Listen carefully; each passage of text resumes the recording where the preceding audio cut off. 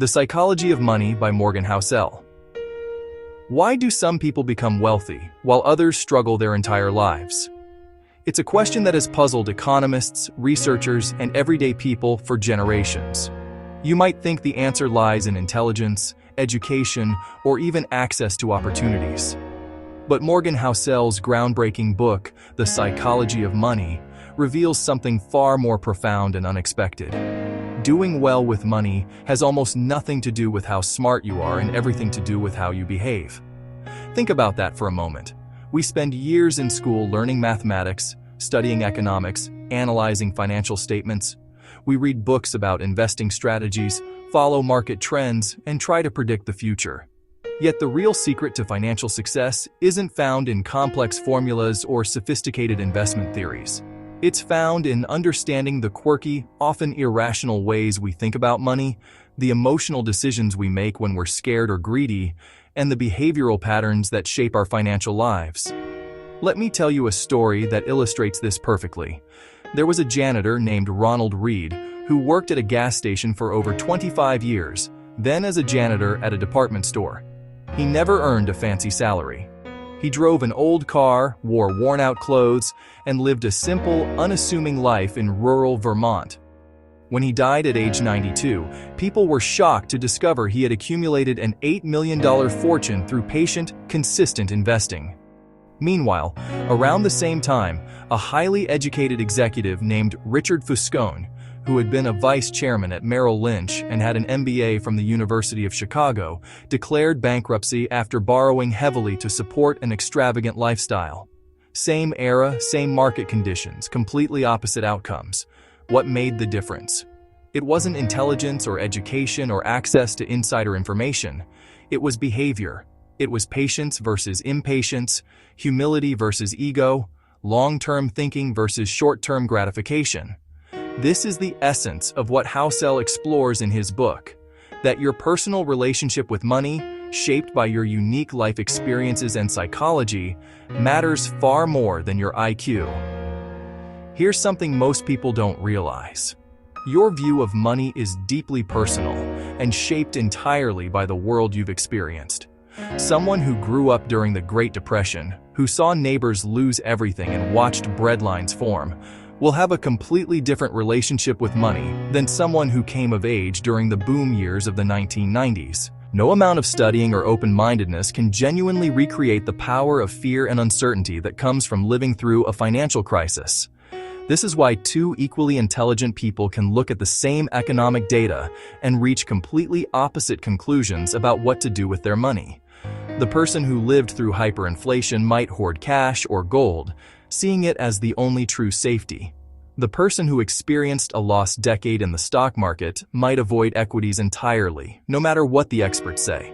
The person who saw their parents lose their home might be obsessively debt-averse, while someone whose parents borrowed successfully to build wealth might see debt as a useful tool. None of these people are wrong. They're just responding to the lessons their own experience taught them.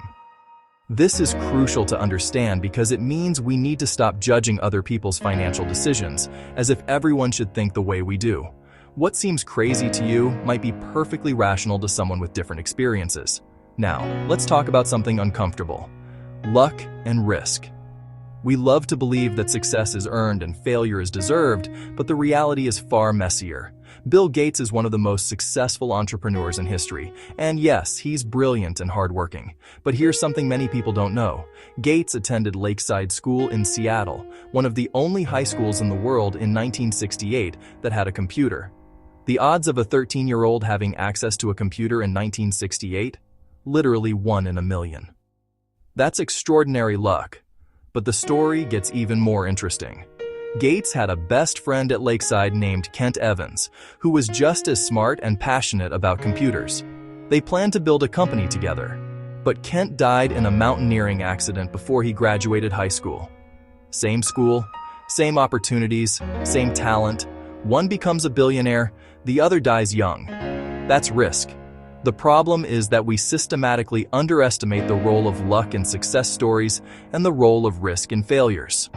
We see a successful person and think, they worked hard, they were smart, they made good decisions. without acknowledging that 100 things could have gone wrong but didn't. We see someone who failed and think, they were lazy, they made bad choices, without considering that sometimes people do everything right and still lose due to circumstances beyond their control. This isn't to say that effort and skill don't matter. They absolutely do. But luck and risk are real, powerful forces that we ignore at our peril. The lesson here is profound. Be careful who you praise and admire. Be careful who you look down upon and wish to avoid becoming.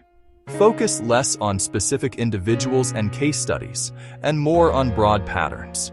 Because when you focus on individuals, you're more likely to attribute their outcomes entirely to their decisions, overlooking the randomness that may have played a crucial role. Let me tell you about two of the smartest financial minds who ever lived, both of whom ended up in prison. Rajat Gupta was on the board of Goldman Sachs and had led McKinsey & Company. His net worth was estimated at over $100 million. Bernie Madoff managed billions of dollars and was a legend on Wall Street. Both of these men had wealth that 99.9% of people could never dream of achieving. And yet both risked everything: their freedom, their reputation, their family's well-being, for more money they didn't need. Why? Because they suffered from what Housel calls the hardest financial skill: getting the goalpost to stop moving. This is one of the most important insights in the entire book. If expectations rise with results, there's no logic in striving for more because you'll never feel successful. You'll never have enough. Modern capitalism is amazing at generating wealth, but it's equally effective at generating the feeling that you need more. There's always a bigger house, a fancier car, a more exotic vacation, a wealthier neighbor. The goalpost keeps moving, and if you let it, you'll spend your entire life chasing it without ever feeling satisfied. Housel puts it simply: there is no reason to risk what you have and need for what you don't have and don't need. The only way to know how much is enough is to know what brings you genuine happiness, and that's not something Wall Street can answer for you. Now let's talk about one of the most powerful forces in all of finance: compound interest. Albert Einstein allegedly called it the eighth wonder of the world, and for good reason. But here's what most people miss about compounding. It's not about getting the highest returns, it's about time. Warren Buffett is worth about $84.5 billion, but here's the surprising part. $84.2 billion of that was accumulated after his 50th birthday. Even more striking, $81.5 billion came after he qualified for Social Security in his mid-60s. Had Buffett been a great investor but retired at 60, few people would know his name. Had he started investing at 30 instead of 10, he'd be worth a fraction of what he is today. His skill is investing, but his secret is time. He's been compounding for over 80 years. This completely changes how we should think about investing. The goal isn't to earn the highest returns, because the highest returns tend to be one-time hits that can't be repeated. They often involve excessive risk that eventually leads to ruin. Instead, the goal is to earn pretty good returns that you can stick with for a long time without being forced out of the market. This is why having room for error, which we'll discuss more later, is so crucial. You need to survive long enough for compounding to work its magic. A good investment plan that you can stick with during the bad times is better than a perfect plan that you'll abandon when things get scary. There's an important distinction Housel makes that many people miss. Getting wealthy and staying wealthy are two entirely different skills. Getting money requires taking risks, being optimistic, putting yourself out there. You need to be willing to try new things, maybe start a business, perhaps invest aggressively when you're young. But keeping money requires the opposite of not getting carried away with greed, even when you're winning. Having humility, accepting that much of your success might be luck, and understanding that what you've built can be taken away just as quickly. It requires frugality and the wisdom to know when you have enough. Think about it like a tightrope walker. Getting to the middle of the rope requires courage, confidence, and bold steps forward. But staying balanced once you're there requires an entirely different mindset. Caution, awareness of the dangers below, and small, careful adjustments. Many people are great at the first part, but terrible at the second. They make a fortune and then immediately increase their lifestyle to match, taking on new risks, assuming their winning streak will last forever. Then, when markets turn or their business faces challenges, they're forced to sell at the worst possible time because they have no cushion, no margin of safety. Housel talks about having a barbelled personality, optimistic about the future, but paranoid about what will prevent you from getting there. This might seem contradictory, but it's actually the perfect mindset for long-term wealth building. You need to believe that things will generally get better over time, that markets will rise, that opportunities will emerge. But you also need to plan for the inevitable setbacks, the recessions, the personal emergencies, the unexpected expenses that will try to knock you off course. So what is wealth actually for? What's the point of all this saving and investing and careful planning? Housel's answer is beautifully simple: freedom. The highest form of wealth is the ability to wake up every morning and say, I can do whatever I want today. That's financial independence. It's not about buying expensive things or impressing people. It's about having control over your time, the ability to do what you want, when you want, with who you want, for as long as you want. Research consistently shows that having control over your time is one of the strongest predictors of happiness. People who feel like their schedule is controlled by others, by their boss, by their debts, by their obligations, report lower life satisfaction, even if they earn good money. Meanwhile, people who have autonomy over their time report higher happiness, even with more modest incomes. Money's greatest intrinsic value isn't buying luxury goods, it's buying time and options.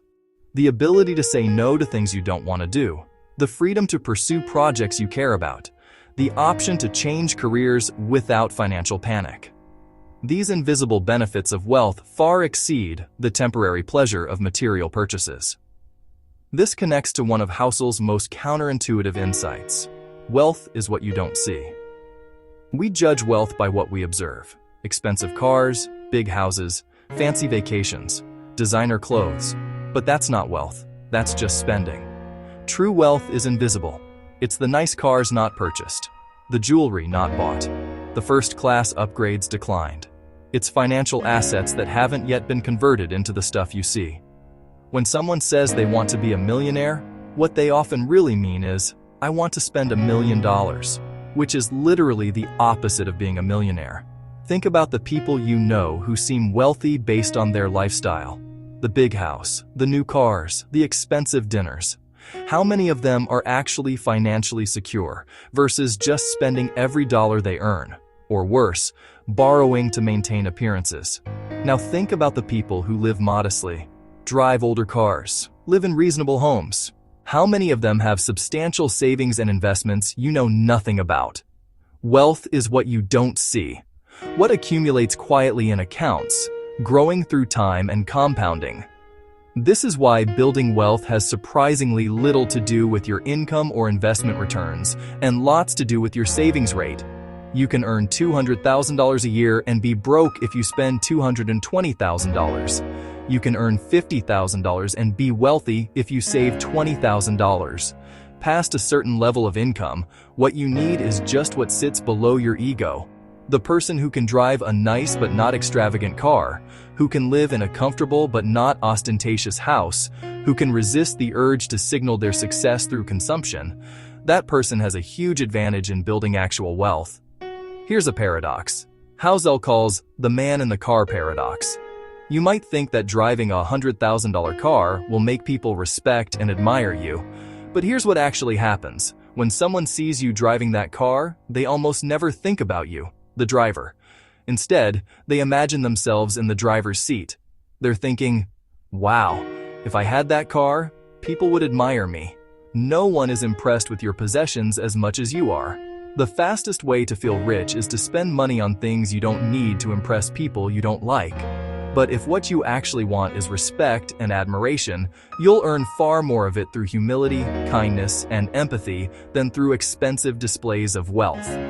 Now you might be thinking, okay, I understand I should save money, but save for what? I need a goal, a target, something specific to motivate me. But Housel argues that you should save without a specific reason. This might sound strange at first, but think about it. Life is unpredictable. Opportunities arise when you don't expect them. Emergencies happen without warning. Having savings that aren't earmarked for anything specific gives you something incredibly valuable: flexibility. When the job opportunity of a lifetime comes up, but requires you to take a pay cut for a few years, can you afford to take it? When the housing market crashes and properties are cheap, do you have cash available to buy? When your company offers early retirement packages, can you take advantage? Or are you locked into your current path because you have no financial cushion? The ability to wait, to be patient, to seize opportunities when others can't. These are huge advantages that come from having savings that serve as a hedge against life's uncertainties. That money sitting in your account doing nothing is actually doing something incredibly important. It's giving you control over your time and options. It's serving as a buffer against the unexpected. It's allowing you to be opportunistic when others are desperate. This is wealth even if you never spend a dollar of it on consumption. The mere existence of that cushion changes how you make decisions, how you negotiate, how you handle stress. It's one of the most underrated benefits of saving money. Let me share one final crucial lesson from Housel's book: the importance of room for error, or what's often called margin of safety. The most important part of every plan is planning on your plan not going according to plan. This sounds pessimistic, but it's actually the most realistic and ultimately optimistic approach you can take. The future is uncertain. Returns will vary. Your income might fluctuate. Expenses will surprise you. If your financial plan requires everything to go exactly right, then you don't have a plan. You have a hope. Russian novelist Fyodor Dostoevsky said, "The best way to keep a prisoner from escaping is to make sure he never knows he's in prison." The same applies to financial risk. If you assume you'll be 100% right with your plans, you'll never know when you're dangerously wrong until it's too late. The markets might return 8% a year on average, but plan for 5%. You might be able to afford a mortgage payment that's 35% of your income, but aim for 20%. You might be confident in keeping your job, but maintain an emergency fund anyway. This margin of safety is what allows you to survive the inevitable surprises. It's what keeps you from being forced to sell investments at the worst possible time. It's what prevents you from having to take any job, even one you hate, just to pay bills. It's what lets you stay rational when others are panicking. The more you need specific things to work out exactly as planned, the more fragile your financial life becomes. But with room for error built into everything, your spending, your savings rate, your expected returns, your job security, you create resilience. Think of it like this. In engineering, bridges aren't built to hold exactly the maximum expected weight. They're built to hold many times more than that. Why? Because engineers know that real-world conditions are unpredictable. Wind, weather, unusual traffic patterns. All of these create stresses that can't be precisely calculated. So, they build in margin. Your financial life deserves the same approach. As we come to the end of this exploration of the psychology of money, it's worth stepping back to see the bigger picture. Morgan Housel isn't giving you a formula for getting rich quick. He's not telling you which stocks to buy or which investments will beat the market. Instead, he's revealing something far more valuable: that financial success is ultimately about behavior, not knowledge. It's about patience over cleverness, consistency over intensity, humility over confidence.